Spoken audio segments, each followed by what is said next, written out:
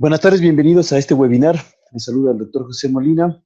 Ahí tienen un poquito de la literatura de lo que veremos el día de hoy. Hoy veremos el tema de la espirometría ocupacional y el rol fundamental en la parte laboral. Veremos un poquito las generalidades, los protocolos, las guías, el enfoque, la experiencia y algunas preguntas que nos han hecho llegar a través de sus comentarios en el chat. Los objetivos principales de esta charla es que podamos conocer la aplicación de la espirometría en la salud ocupacional, motivar el estudio de la interpretación de la espirometría ocupacional y evaluar los patrones fisiológicos. Debemos promover la estandarización de los procedimientos previos a la prueba y la calidad de la prueba. Esta es una gran reflexión dada por el doctor Caballeros ya hace aproximadamente 2 años atrás, en donde él decía que la Organización Mundial de la Salud estimó que en el 2020 la EPOC, la enfermedad pulmonar obstructiva crónica, será la quinta causa mundial de discapacidad, ajustada por los años de vida y la tercera causa mundial de mortalidad. Con esta gran pandemia nos dejará muchas secuelas más, además de los factores que tenemos de origen químico, biológico y de muchas otras partes en el mundo entero que nos dejarán una discapacidad, además de las comorbilidades antes mencionadas. No podemos olvidar el asma ocupacional, ampliamente estudiada, ocupa principalmente casi el 20% de la prevalencia a nivel del mundo entero. Y la pregunta es, ¿quién está en riesgo? Eso nos queda una gran interrogante al decir que toda actividad contempla un riesgo a nivel pulmonar. Como usted puede ver en estas dos diapositivas, tenemos en un lado el sector de la construcción y por un lado el sector alimenticio. Se ha hablado bastante de la neumoconiosis, bastante del polvo inorgánico, bastante de estas neumoconiosis, de estas fibrosis que se ocasionan a nivel del pulmón, pero casi no se ha estudiado también el factor que utilizamos al preparar alimentos, los químicos que utilizamos para preservar los alimentos. Ya nos advertía el Centro para Control de Prevención de Enfermedades de los Estados Unidos y Norteamérica que las personas que fabrican y utilizan bastantes sustancias químicas, en este caso como el diacetilo, tienen una gran predisposición y una prevalencia elevada de desarrollar problemas pulmonares. Los encontramos básicamente en los trabajadores que hacen las palomitas de maíz, por ejemplo, las personas que van al cine pueden encontrar bastante ahí expuestos a esos químicos. Y no se diga en los productos lácteos, al preparar golosinas y todo ese tipo de cosas. Siempre que damos alimentos para preservar, tendremos presente el diacetilo. En epidemiología y salud ocupacional nos quedan dos grandes pilares por seguir estudiando. Uno es la prevalencia y el otro la incidencia. Cuando hablamos de la prevalencia no podemos dejar de un lado a las guías y protocolos ya estandarizados en nuestro vecino país como es Colombia, que son guías de atención integral en salud ocupacional basados en la evidencia, y dos de los cuales nos pueden ayudar mucho a nosotros en el problema pulmonar. Uno es el asma ocupacional y otro es el cáncer pulmonar relacionado al trabajo. No podemos dejar de un lado siempre que vamos a ser contratados o que empezamos, o donde no hemos tenido una gestión de prevención, podemos comenzar con una línea base utilizando los cuestionarios de síntomas respiratorios de la Comunidad Europea, a través de los cuales podemos sacar nosotros una prevalencia y saber de la predisposición o cómo se encuentra la salud pulmonar en los trabajadores. ¿Qué es la espirometría? No es otra cosa más que una prueba de la función respiratoria, es la más estandarizada y conocida, evalúa las propiedades mecánicas del sistema respiratorio y es el estándar de oro para identificar obstrucción del flujo aéreo. Mide flujos y volúmenes de aire exhalado desde una inspiración máxima. Este pequeño gráfico nos permite ver el eje de las X y el eje de las Y, donde podemos mantener el tiempo y el volumen. Lo explicaré un poquito más adelante para que puedan comprender en dónde vamos a medir. En este video, ustedes lo pueden encontrar en YouTube y pueden ampliar un poquito más sobre la capacidad vital pulmonar forzada y podemos tener los volúmenes. Entonces tenemos representado en 4 colores, donde tenemos el color celeste, que es el volumen de reserva inspiratoria, tenemos el volumen de aire corriente, el volumen de reserva expiratoria, y tenemos el volumen residual.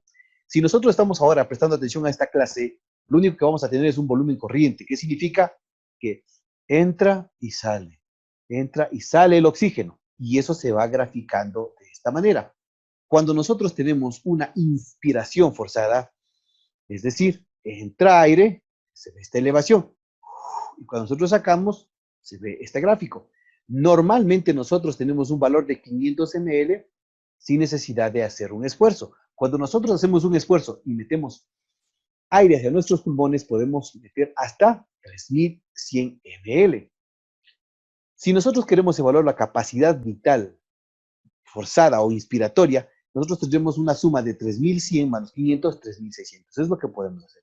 Pero si queremos añadirle a eso la capacidad vital, significa que tanto a la inspiración y a la expiración, que es todo lo que podemos sacar mediante una respiración forzada, es de 1.200, es la cantidad que sale. Entonces, sería una capacidad vital total de 4.800. No puede salir lo que permanece, que son alrededor de 1.200, que también se lo conoce como el espacio muerto, también en la parte del volumen residual, se encuentra en este espacio muerto y es algo que no puede salir. Y esto está evaluado más o menos en 1.200. Lo que nosotros miraremos con la espirometría y podemos nosotros identificar será básicamente lo que es el volumen corriente y veremos la capacidad inspiratoria y en algunos casos podríamos también ver la capacidad residual expiratoria, pero nos conformaremos con hacer la capacidad vital. Nosotros para fines didácticos el día de hoy trabajaremos solamente en la parte de aquí y os paso a detallar. Esa espirometría forzada no es otra cosa más que la exploración de dos corrientes bien grandes. Una es el volumen y otra es la velocidad. Lo que nosotros queremos ver es el volumen de mayor esfuerzo durante 6 segundos. Se ha estandarizado muchísimo sobre la espirometría y es un examen de tamiz de primer nivel en atención primaria para buscar lo que es enfermedad pulmonar obstructiva crónica y el asma ocupacional. En este gráfico que podemos ver tenemos dos a la derecha y una a la izquierda, una a la derecha y una a la izquierda, donde nos tenemos un gráfico de tipo A y de tipo B.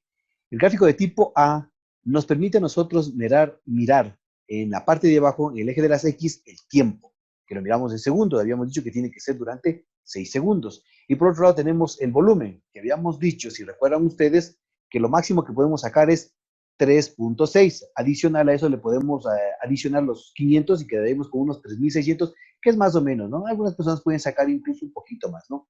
Como ustedes pueden ver, tenemos aquí los 3, 3 y 3.5 y 3.6. Y hacemos la línea aquí. Entonces, la cantidad de aire que sale durante el primer segundo se lo conoce como el volumen expiratorio máximo en el primer segundo.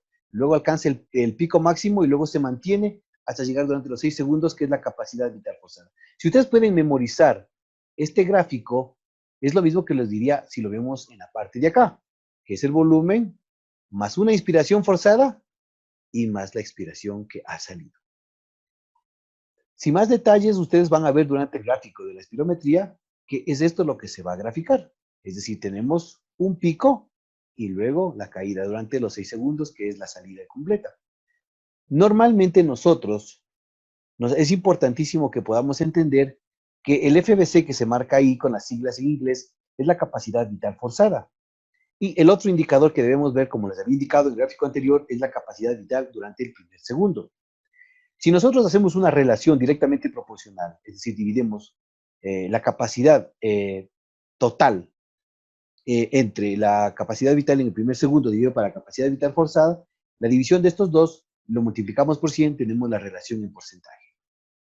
Cuando nosotros queremos mirar estos dos patrones, que serán los que siempre escucharán ustedes en medicina y un poquito de salud ocupacional, tiene que ver con lo que es la obstrucción y la restricción. La obstrucción no es otra cosa más que la velocidad del aire. El aire que sale más despacio de lo que debería salir. Ahí hablamos de una obstrucción. Si nosotros hablamos de restricción, estamos hablando del volumen de aire. Sale menos cantidad de lo que debería salir. Con estas dos reflexiones, ustedes pueden llegar a saber si lo que ustedes tienen es un patrón de origen obstructivo o de origen restrictivo. Por ejemplo, una persona que tiene asma se verá claramente un patrón de tipo obstructivo.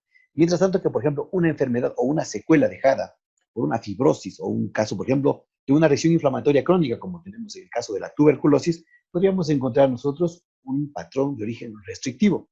Ahora, os surge una gran pregunta. ¿Es posible encontrar un patrón mixto? Sí. Hay algunos donde encontraremos tanto patrón obstructivo como patrón restrictivo. Prestemos mucha atención a estos valores que os va a ayudar a saber cómo saber si lo que tienen es un patrón obstructivo o un patrón restrictivo. Cuando ustedes reciben una espirometría, van a ver valores. Entonces, en la interpretación de la espirometría, a nosotros nos interesa saber es si está bien realizada la espirometría, si tiene obstrucción o tiene restricción, y el nivel, si es que es leve, moderada o severa. Ustedes pueden ver aquí una cantidad de números y una cantidad de gráficos. Y ustedes pueden ver que lo que nosotros necesitamos interpretar son gráficos y números. Voy a pasar a explicar uno por uno. Cuando vemos los gráficos, nosotros tenemos que muchos de los espirómetros nos da un patrón. Significa que mediante nuestra edad, nuestra talla y nuestro peso, e incluso las condiciones geográficas, étnicas, nos permiten tener patrones para estandarizar y compararnos. Por este lado podemos ver nosotros que la línea verde es el patrón que normalmente debería sacar este paciente para su edad, para su talla y para su peso. Sin embargo, como vemos en la línea de color amarillo, no saca lo que debería sacar. Entonces ya nos llama la atención. Entonces nosotros podemos mirar el patrón que está siguiendo este paciente. También es importante que ustedes puedan ver que tenemos valores observados en el paciente, como en este caso son los que hemos obtenido. O sea, es decir, realizamos el examen y esos son los valores que hemos obtenido. Pero también tenemos valores de referencia. ¿Qué significa? Que nosotros tenemos muchas tablas estandarizadas, no nos podemos comparar con una comunidad anglosajona, nos podemos comparar con países orientales u occidentales. Lo más cercano a nosotros son nuestros hermanos colombianos, también tenemos ya los chilenos, también nos han ayudado los hermanos mexicanos y con ellos podemos compararnos. Ellos tienen sus baremos, tienen sus estandarizaciones para poder tener sus valores de referencia.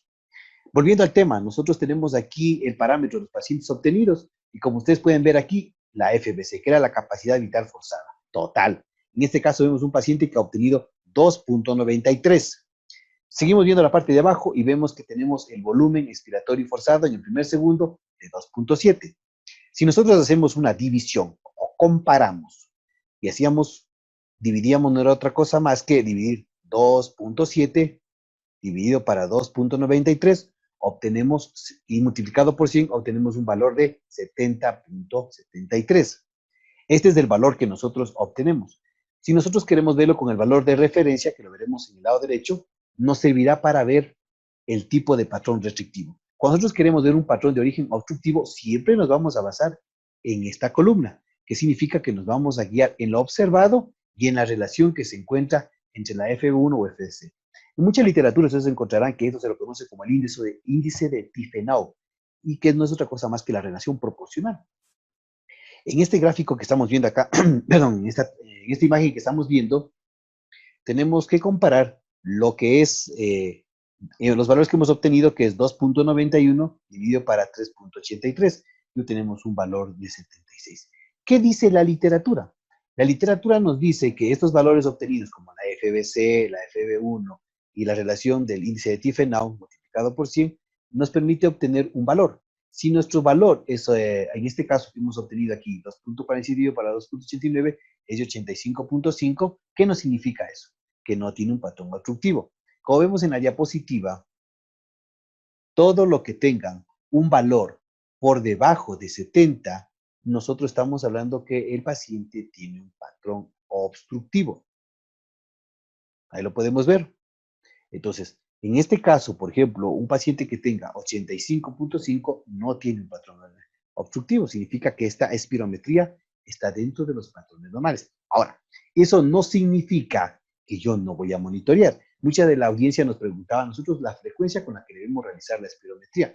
Y depende, si yo tengo los valores y compro dentro de una oficina o dentro de una industria, puedo ver un periodo de intervalo diferente para monitorear. Sin embargo, puedo hacerlo antes, durante o después de la exposición a la que estoy investigando y ya me puede orientar. Si, por ejemplo, si yo el día de hoy, 2020, obtengo esta espirometría y lo vuelvo a hacer en el 2022 o 21 y ya obtengo que está también dentro de lo normal, pero que su valor es 2.43 y 2.86, me está indicando que está bajando y ya puedo ir teniendo cargas que me van indicando en manera proporcional y pequeña una monitorización para que yo pueda pensar de que de pronto el químico al que estoy yo sometido o a los factores a los que yo estoy sometido están produciendo ya una asma de origen ocupacional. Entonces, muy importante que puedan recordar esta relación entre la capacidad vital forzada en el primer segundo dividido para la capacidad vital forzada total.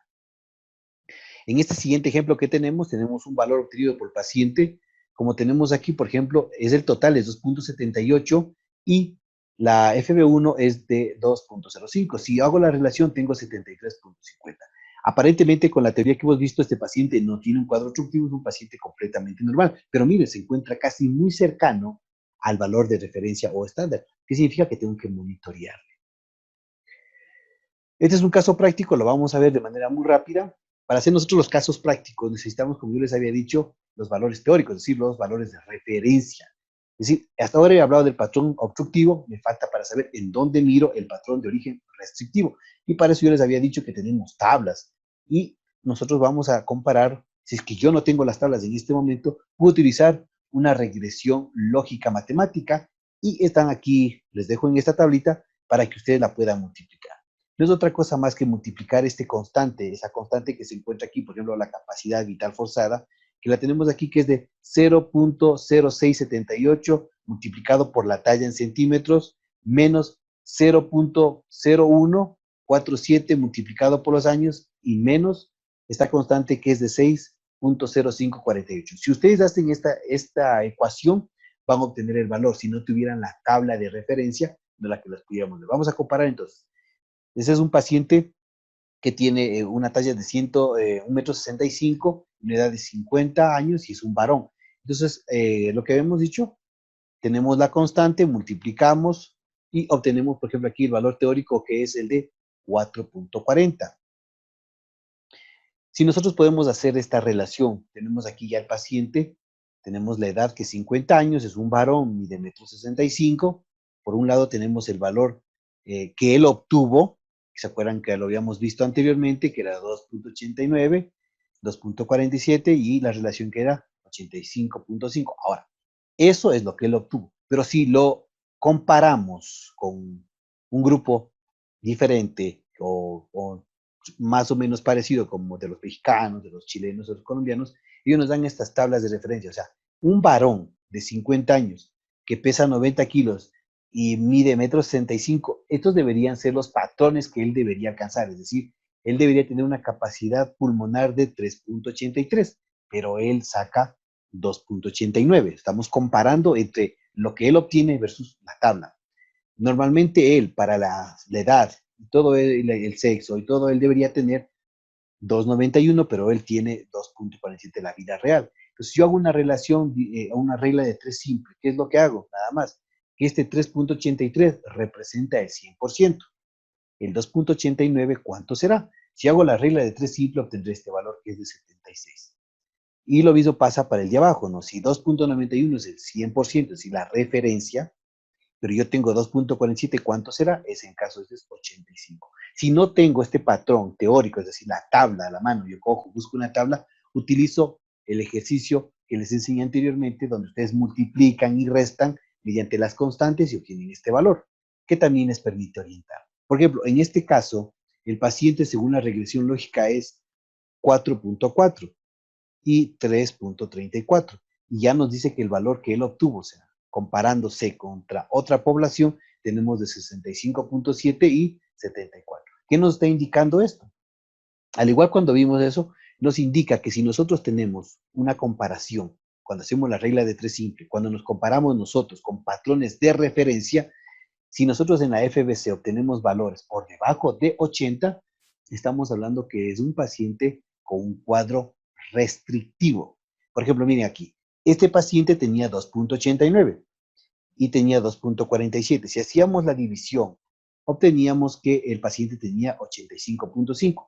Con estos valores nosotros decíamos si el patrón era obstructivo y veíamos que aparentemente si es que él tenía 85 y todo lo que es por debajo de 70 hablamos de patrón obstructivo, este paciente no tenía ninguna patología, era un paciente normal, es un paciente que no tiene cuadro obstructivo. Pero si esta misma espirometría la comparamos con la regresión que hemos visto o con la tabla, que ustedes la pueden encontrar, y la comparamos, hacemos una regla de tres simple y decíamos, por ejemplo, él obtuvo 2.89, pero lo que él debía realmente, comparándose con una población estándar, él debía sacar 3.83, es el 76%. Con ese 76% estamos pensando que el paciente ya puede tener un patrón de origen restrictivo. Si hacemos la regresión lógica, obtenemos que él debería sacar 4.4 y él saca 65.7. Entonces realmente estamos frente a un cuadro de origen restrictivo. Ahora, con la FB en la capacidad vital forzada en el primer segundo, hacemos lo mismo que hemos aprendido anteriormente, que significa que comparamos con la tabla, pero si el valor se encuentra por debajo de 80 y entre 60, estamos hablando de que es leve. Y si es que se encuentra en 60 y 40, decimos que es moderado, y si encontramos por menos de 40, decimos que es severo. Entonces, en esta espirometría nosotros llegaremos a decir el siguiente diagnóstico. Este paciente es un paciente que mantiene un cuadro restrictivo, como vemos aquí 75 y acá 85 están marcados aquí, es de origen leve. Bueno, eso ha sido todo, espero que lo hayas podido disfrutar. Si tienes alguna pregunta, no dudes en escribirme. Estoy listo para contestarte cualquier novedad. Muchas gracias, que tengas un bonito día.